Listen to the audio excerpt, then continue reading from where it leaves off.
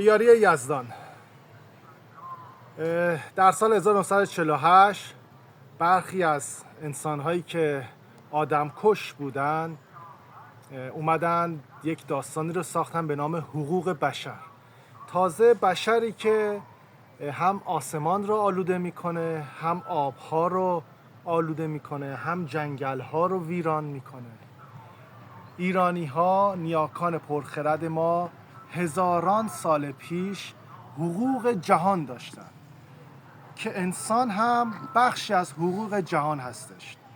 ما در روزگاران گذشته اگر میخواستیم یک درخت رو قطع کنیم، برای نمونه مثلا میخواستن جاده‌ای بکشن و این درخت در مسیر جاده بود، برای اینکه این درخت رو قطع کنن این درخت رو قطع نمی‌کردن، میرفتن همانند این درخت 7 درخت در جای دیگر میکاشتن، باز درخت رو قطع نمی‌کردن، بردباری میکردن تا فصل بهار بشه تا ببینن که آیا این 7 درختی که کاشتن رشد میکنن یا نه.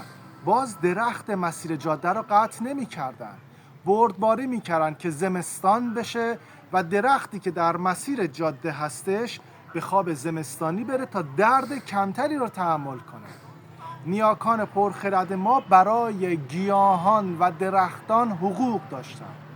ما برای جانوران هم حقوق داشتیم. برای نمونه در فروردین 15 وندیداد گزارشی درباره سگ هستش.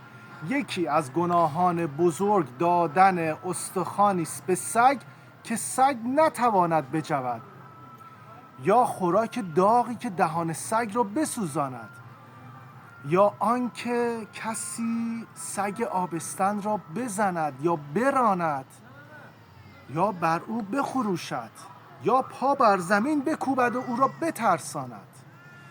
ما در فرهنگمون حقوق سگ این گونه بوده، حقوق جانور این گونه بوده. هزاران سال پیش اگر سگی زایمان میکرد این خویشکاری مرد یا خانواده‌ای بوده که از این سگ پاسداری و نگهبانی کنه و به آنها خوراکی بدهد که پستان سگ ماده پر از شیر شود. روان نیاکان ما همیشه شاد باد.